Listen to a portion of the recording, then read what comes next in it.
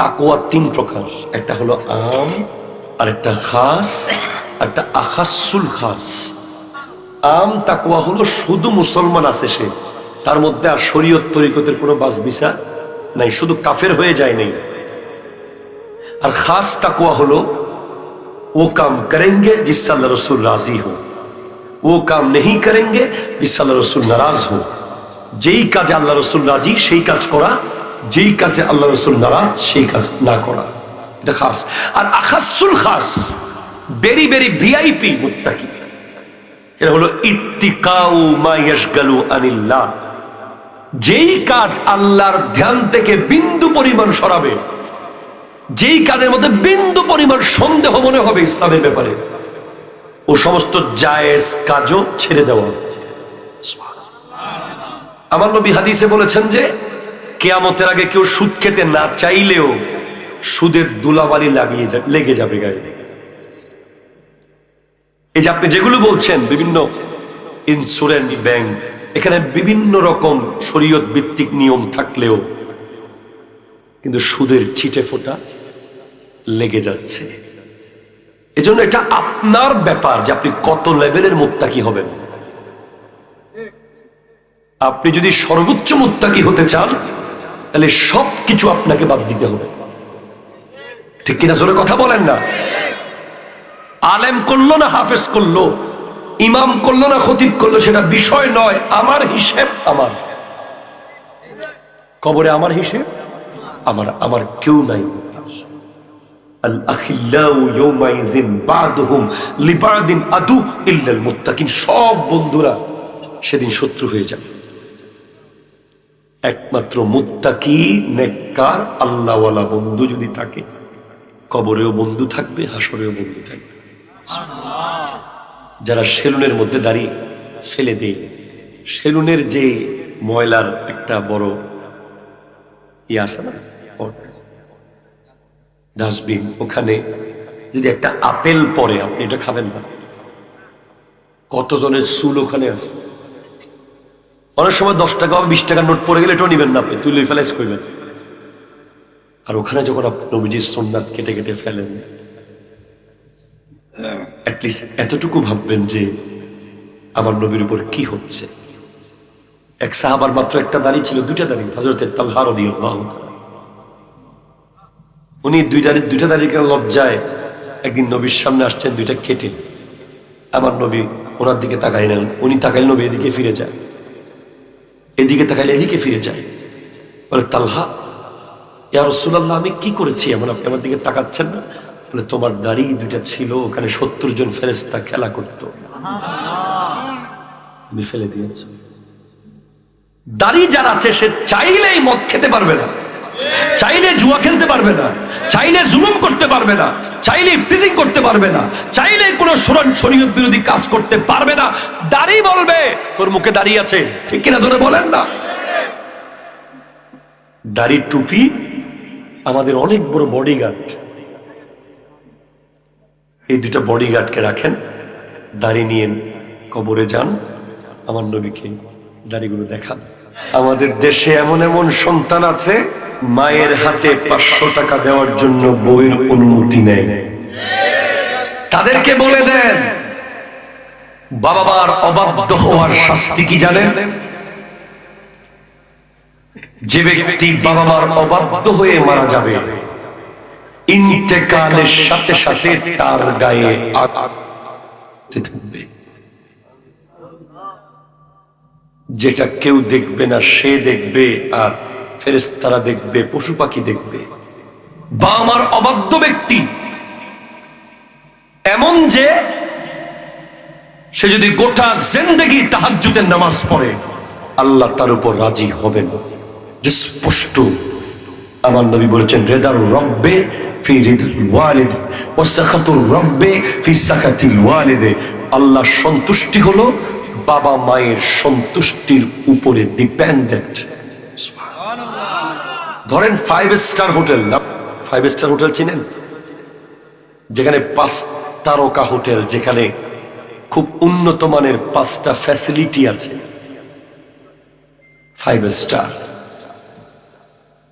আপনি বুকে হাত দিয়ে বলেন, পৃথিবীর কোন 5 স্টারের হোটেলের খাবারে কি ওই মজা আছে যেই মজা মায়ের হাতের রান্নায় আছে?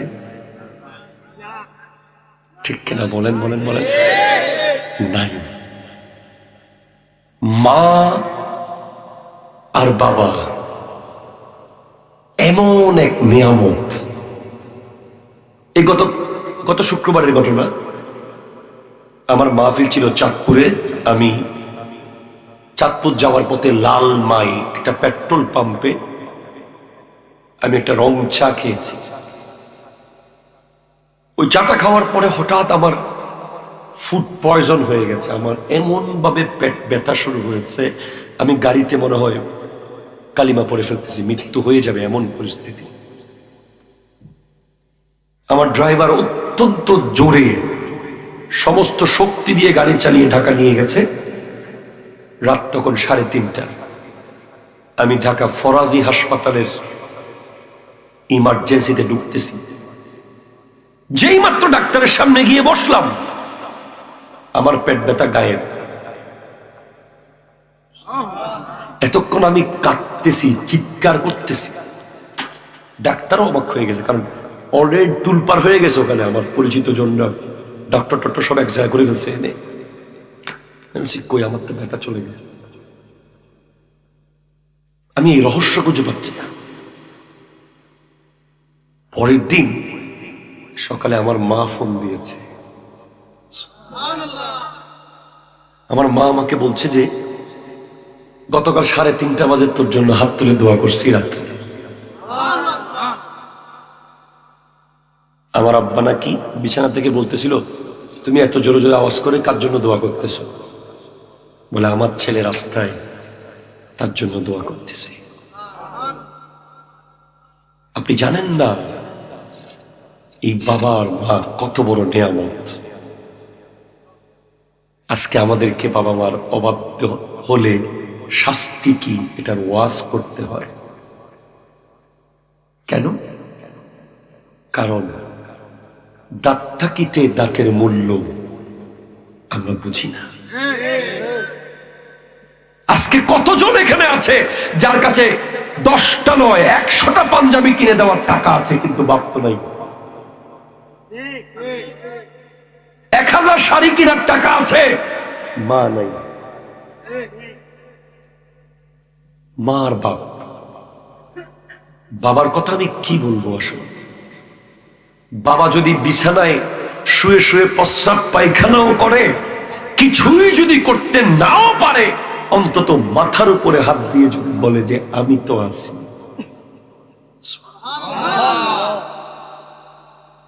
10 জন এমপি যদি আপনাকে বলে তোর সাথে আমি আছি, 50 জন পাওয়ারফুল ব্যক্তি যদি বলে আমি আছি, এর চেয়ে আরো অনেক বেশি মধুর এবং মায়াবী হলো বাপ যখন বলে ফুত আমি আছি।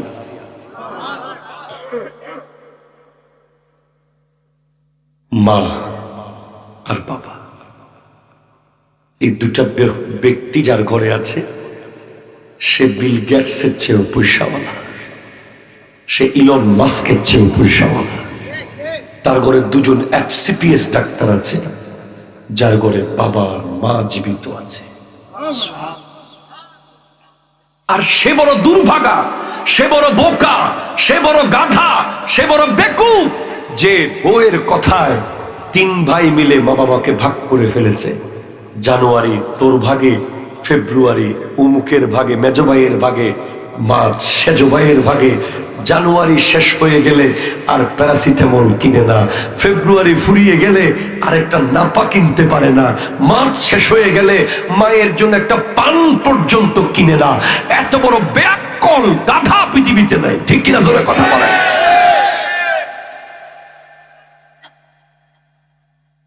ওই রিক্সাওয়ালাকে জিজ্ঞেস করবেন,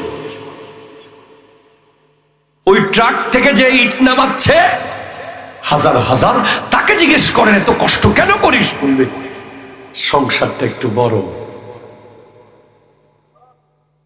কে এত বড়? কে? আমার মা বাবার ভাইয়া দেখে না, আমার লগে থাকে। ভাই কি করে? Masters pass. করে? ডক্টর, কি ইঞ্জিনিয়ার, কি পিএইচডি। ওই ক্ষেত খামারে যে কাজ করে সে মা বাবার মূল্য বুঝেছে, আর ইউনিভার্সিটি থেকে পাশ করে জাহান্নামী হয়েছে। ঠিক কিনা জোরে কথা বলেন। আপনি বৃদ্ধাশ্রমে যান, আপনি দেখবেন সমস্ত বাবা মা পাবেন, বেশিরভাগ 95% হয়তো দেখবেন কোন শিক্ষিত ব্যক্তির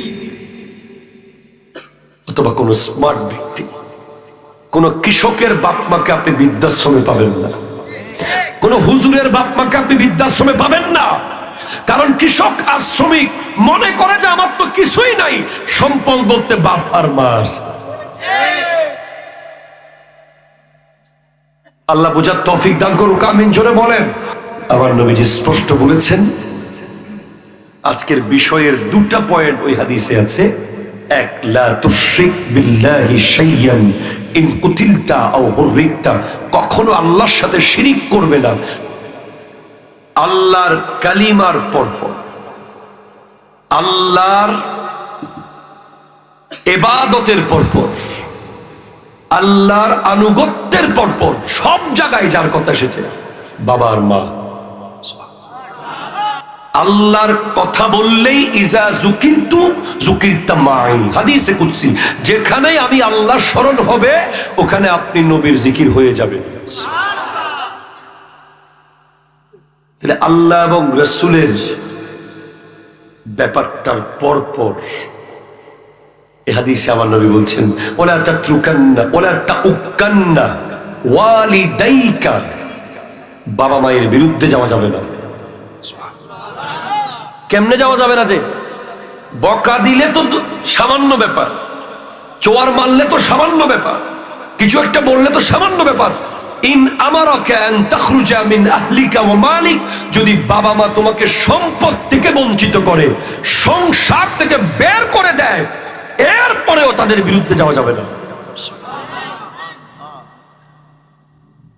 আমাদের দেশে অনেক ব্যাককল আছে, কয় আমার বাবা আমারে কি দিছে। এরকম ব্যাককল দেশে আছে আর কি, এখানে নাই আর কি।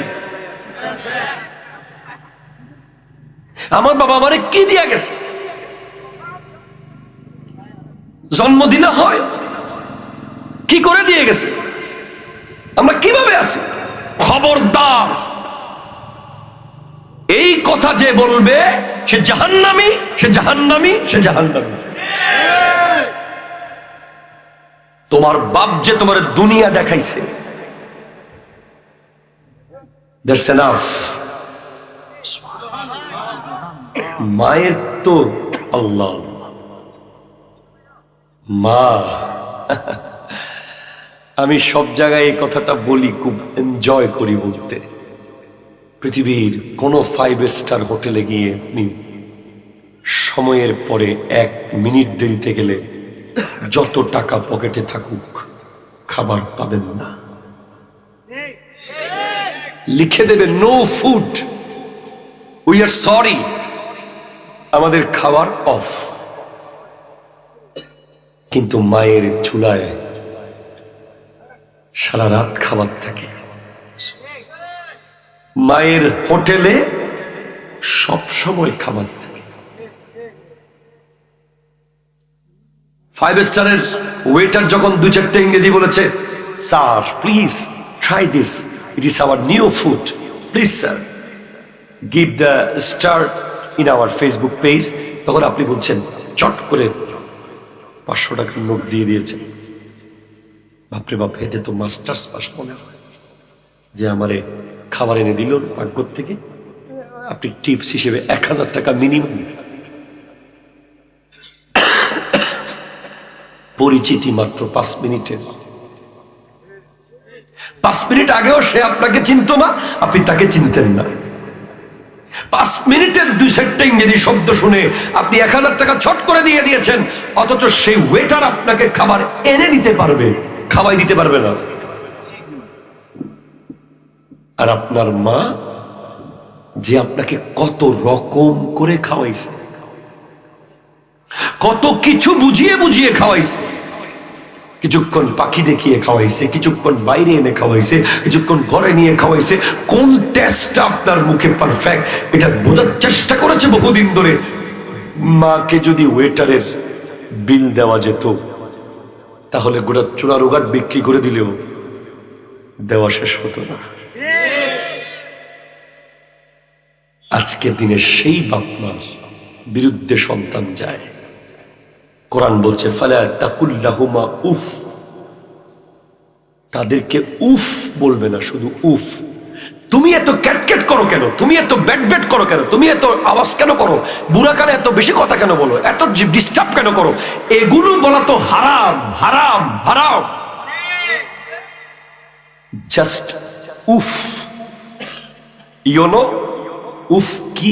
উফ কখন বলি? দুই টাইমে আমরা উফ বলি। একটা হলো আনফরচুনেটলি কোথাও ব্যথা পেলে, সুইয়ের গুথা খেলে, হুচট খেলে, দেয়ালে বাড়ি খেলে, কাটা ফুটলে উফ বলি। আরেকটা উফ আমরা বলি বিরক্ত হয়ে গেলে, উফ ফালতু। এই দুইটা উফ বলাই হারাম। একটা উফ তো আপনি বিরক্ত হয়ে ইচ্ছে করে বলেছেন, আর একটা উফ তো আপনি বলতে চান নাই, অটোমেটিক মুখ দিয়ে বের হয়েছে ব্যথার কারণে। আপনি যে এখন ব্যথা পাবেন এটা কি আপনি জানতেন? কেউ কি জানতো? উনি কি উফ বলে ফেলেছে চট করে, এটা কি উনি প্র্যাকটিস করে এসেছে? না। এই যে নিজের অজান্তে যে উফ বের হয়, এটাও বাপ মার সামনে বের করা যাবে না, কারণ তারা কষ্ট পাবে।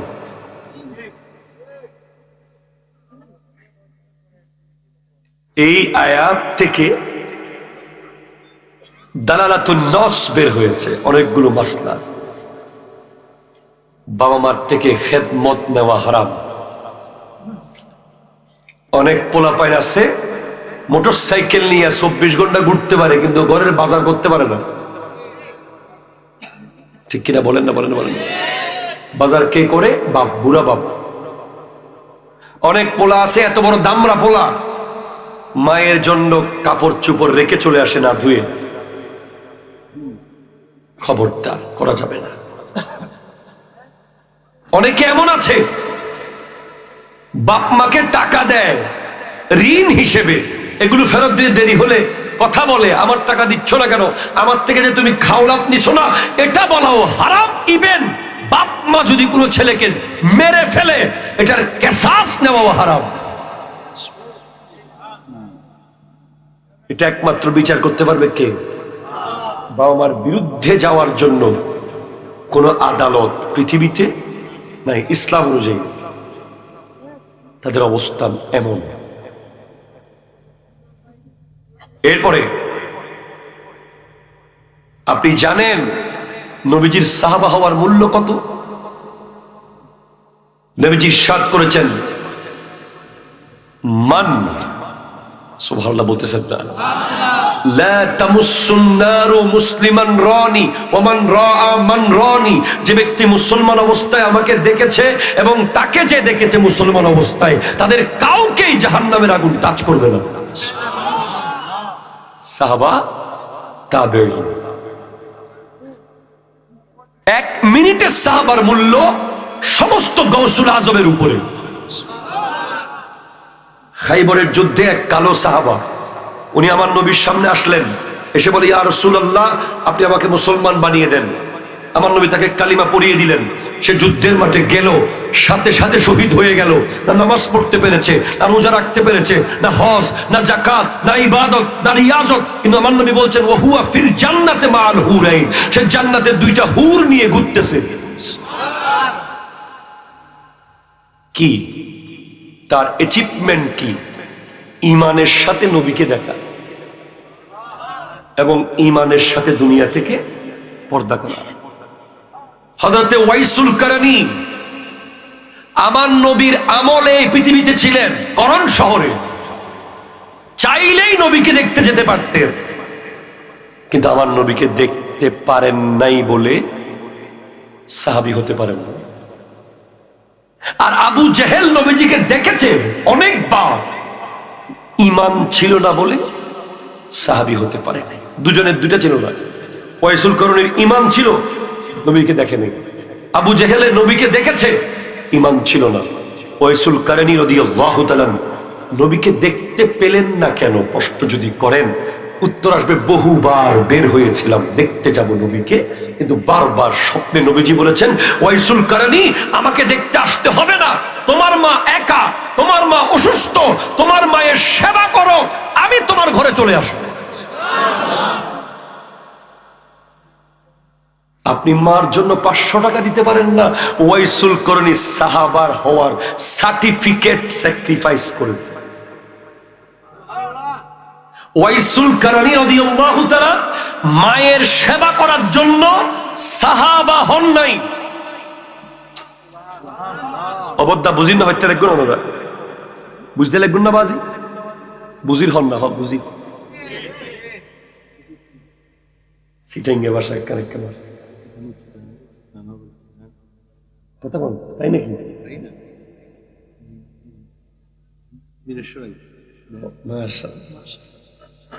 আমাদের সিটাইঙ্গেরা আর সিলেটেরা দুই দলের একটা পাওয়ার আছে, গো ভাষা কেউ বুঝে না। মোটামুটি অন্যান্য ডিস্ট্রিক্টের ভাষা কিছু আন্দাজ করে করতে পারলেও সিটাইঙ্গে আর সিলেটি ভাষা বাপরে বাপ। আমি মোটামুটি 2-4 শব্দ শিখছি, খাউক্কা, লউক্কা, দৌক্কা, যাউক্কা। আল্লাহ কবুল করুক, আমি জোরে বলবো এই মোহাব্বতকে আল্লাহ কবুল করুক। চট্টগ্রাম আর সিলেট এটার মধ্যে আলাদা একটা স্পেশালিটি হলো, দুইটা হলো অলি আল্লাহর জেলা, ঠিক কিনা জোরে বলেন না? চট্টগ্রামের নাম শুনলেই তা তো অলি আল্লাহর 12 অলিয়ার দেশ। সিলেট মাথায় দন্তিয়া রস্বীকার আসলেই শাহজালাল ব্রেনে চলে আসে, কিচ্ছু করার নেই। 360টা অলিয়া শাহপরান, সিলেট বলতে শাহজালাল, শাহপরান 360টা অলিয়া।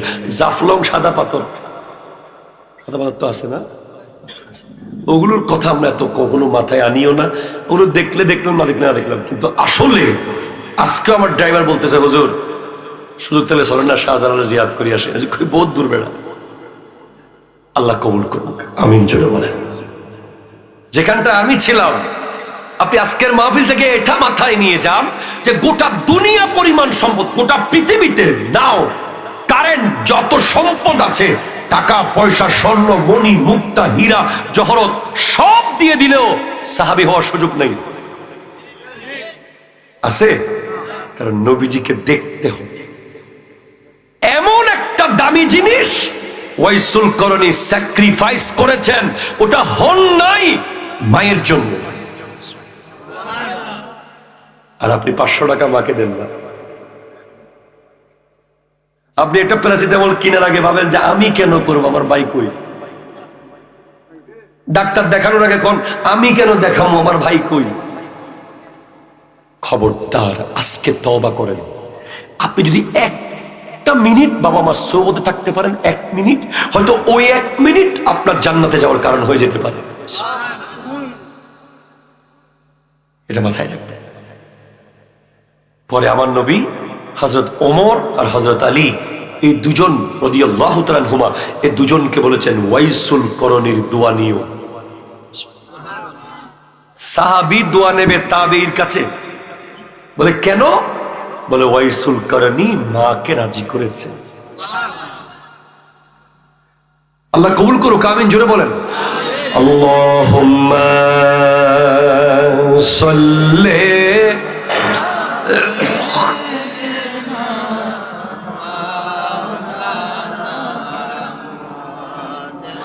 ওয়ালা আলি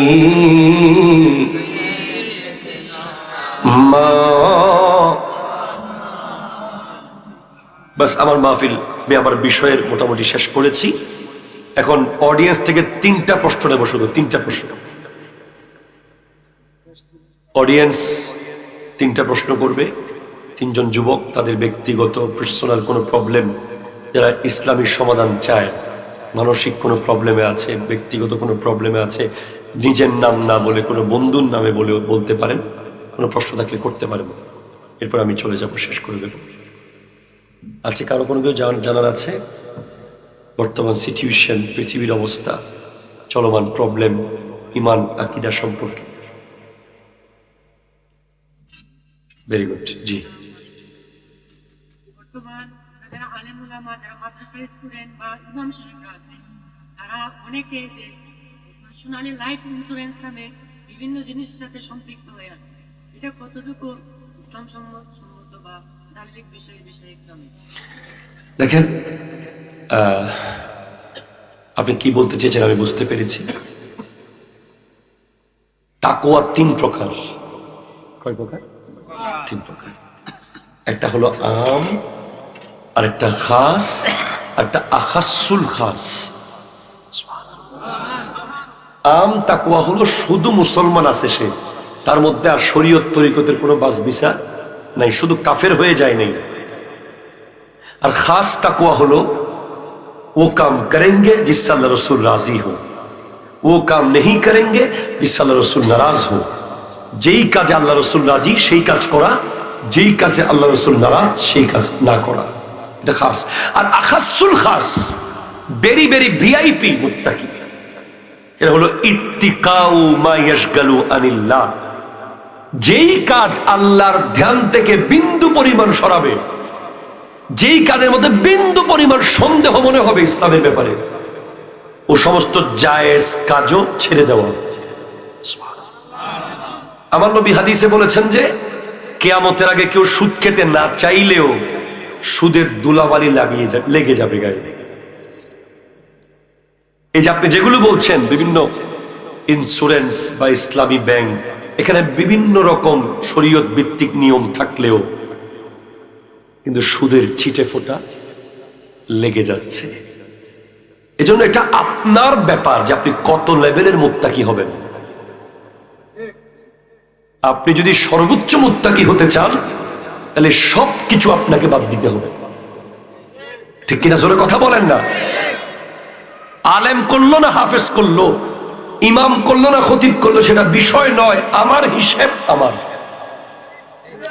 কবরে আমার হিসেব আমার, আমার কেউ নাই।